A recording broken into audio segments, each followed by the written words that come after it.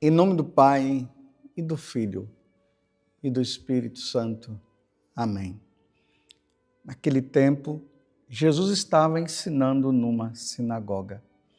Em dia de sábado, havia aí uma mulher que fazia 18 anos, estava com um espírito que a tornava doente. Era encurvada e incapaz de se endireitar. Vendo-a, Jesus chamou-a e lhe disse: mulher, estás livre da tua doença. Jesus colocou as mãos sobre ela e imediatamente a mulher se endireitou e começou a louvar a Deus. O chefe da sinagoga ficou furioso porque Jesus tinha feito uma cura em dia de sábado. E tomando a palavra, começou a dizer à mulher: existem 6 dias para trabalhar. Vinde então nesses dias para serdes curados, mas não em dia de sábado. O Senhor lhe respondeu: hipócritas, cada um de vós não solta do curral o boi ou o jumento para dar-lhes de beber, mesmo que seja dia de sábado? Esta filha de Abraão, que Satanás amarrou durante 18 anos, não deveria ser libertada dessa prisão em dia de sábado? Esta resposta envergonhou todos os inimigos de Jesus. E a multidão inteira se alegrava com as maravilhas que ele fazia. Palavra da salvação, glória a vós, Senhor. Estamos no Evangelho de São Lucas, capítulo 13, do versículo 10 até o 17. Mais uma vez nós nos deparamos com essa situação difícil de Jesus com as autoridades religiosas do tempo dele. Eles não acreditavam que Jesus era Deus. Só que aqui existe um detalhe. Jesus estava numa sinagoga. Você poderia me perguntar o que é uma sinagoga? Para nós entendermos, nós temos que diferenciar sinagoga do templo. No templo de Jerusalém, porque o templo só existia em Jerusalém. Então, lá em Jerusalém se oferecia sacrifícios ao Senhor. Era ali no templo que acontecia isso. Aquele templo que foi construído por Salomão lá no passado. E que depois ele foi destruído e depois foi reconstruído novamente. A sinagoga ficava nas pequenas cidades distantes de Jerusalém. Como as pessoas elas não podiam, os judeus, não tinham como ir em Jerusalém todo dia ou todo sábado, nas sinagogas se realizavam o quê? A catequese, a leitura da Sagrada Escritura, da Torá, e ali se fazia a meditação. Então vamos dizer assim, quem morava em Nazaré tinha sinagoga, não tinha o templo de Jerusalém, onde se oferecia o sacrifício. Então foi isso que aconteceu aqui. Jesus estava ensinando numa sinagoga. Por que aqui está dizendo que Jesus ensinava numa sinagoga? Porque na sinagoga existia um chefe, que aqui nós acabamos de ver, o chefe que começa a questionar a atitude de Jesus. O chefe cuidava ali da sinagoga e de vez em quando ele chamava uma pessoa ali para que ela pudesse ler a Torá e ensinar. Então Jesus estava nesta situação, ensinando, viu aquela mulher, teve compaixão, uma mulher que há 18 anos estava com um espírito que a tornava doente. Jesus curou, mas isso foi no sábado. O chefe da sinagoga ficou furioso. Aqui no versículo 14 diz, o chefe da sinagoga ficou furioso porque Jesus tinha feito uma cura em dia de sábado. Porque criou-se uma mentalidade na cabeça dos judeus que o dia de sábado era o dia somente de oferecer sacrifício ao Senhor, meditar a palavra de Deus, e não se podia fazer outra coisa, porque qualquer outra coisa que fizesse, que medisse esforço, seria tido como trabalho, e o sábado não era dia de trabalho. Você está entendendo o contexto do questionamento desse chefe da sinagoga? Então Jesus fez a cura para eles, estavam dizendo, não deveria ser feito.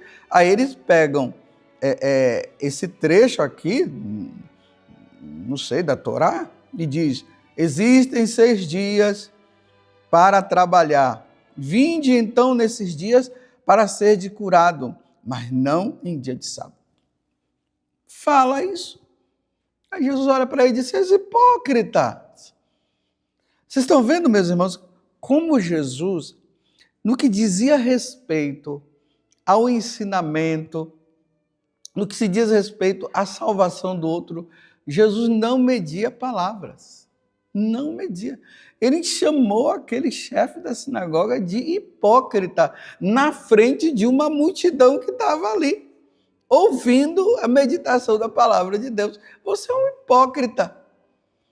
Aí Jesus fala, no dia de sábado você está dizendo que não pode fazer nada, mas se no dia de sábado cada um de vós não solta do curral um boi ou um jumento para dar-lhe de beber, porque não, era para não fazer isso.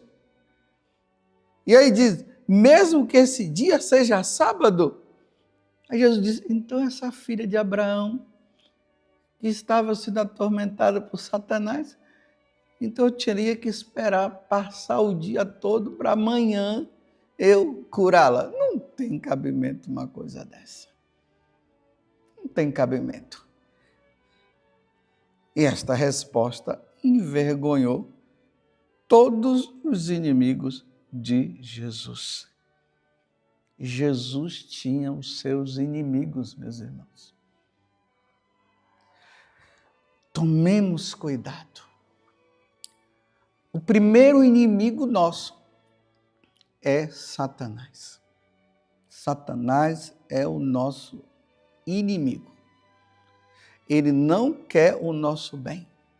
Ele quer que nós traiamos a Deus para que nós possamos nos perder um dia e irmos para a condenação eterna. Mas Satanás se utiliza também de pessoas para nos destruir. Então, é preciso que nós tenhamos esse discernimento. Os inimigos nossos estão aí. Mas como é que nós devemos nos comportar diante dos nossos inimigos? Aqui eu já nem falo mais os inimigos espirituais, mas eu falo dos inimigos do nosso dia a dia, com muita prudência. Rezemos por eles. Não desejemos o mal para ele. Mas tem aqueles inimigos que não gostam de você porque você vai na missa, porque você reza, porque você tem a vida com Deus. E vivem aí te perseguindo, fazendo de tudo, fazendo tudo para te perturbar, para te atrapalhar. Jesus tinha os seus inimigos. Nós temos também os nossos inimigos. E esses inimigos de Jesus fizeram de tudo até que o mataram. Mas Jesus, ele nos dá uma resposta muito clara, que aqueles que matam o corpo, eles podem até matar o corpo, mas eles não podem matar a alma. Nos apoiemos em nosso Senhor Jesus Cristo. Rezemos pela conversão dos pecadores. Rezemos por aqueles que não querem saber de Deus. Rezemos por aqueles que não têm Jesus como Senhor. É interessante que Nossa Senhora, lá em Medjugorje, em uma das aparições, ela fala que essas pessoas, os pecadores, são aquelas que não conheceram ainda o Filho dela. São pessoas que não conheceram e por isso nós precisamos rezar por essas pessoas. A Igreja Católica tem os seus inimigos. Os inimigos da Igreja Católica fazem de tudo para destruir a Igreja Católica. E destruindo a Igreja enquanto instituição, porque eles não vão conseguir, porque Jesus disse que as portas do inferno não vão prevalecer contra ela, mas eles vão fazer de tudo para destruir a Igreja nas pessoas, primeiramente dos sacerdotes, dos bispos, do Papa. Vão fazer de tudo para destruir, porque destruindo um padre, destrói uma paróquia. São os inimigos. Por isso nós precisamos rezar pelos inimigos ocultos e declarados. Existem os declarados e existem aqueles que estão escondidos, que são ocultos. Existem aqueles que estão dentro da igreja, fazendo de tudo para destruir a doutrina da igreja, os ensinamentos da igreja. Rezemos por essas pessoas para que elas possam se converter. Louvado seja nosso Senhor Jesus Cristo, para sempre seja louvado, e a sua mãe Maria Santíssima, e desça sobre você a bênção de Deus Todo-Poderoso, Pai, Filho e Espírito Santo. Amém. Os inimigos de Jesus são os nossos inimigos, são os inimigos da igreja.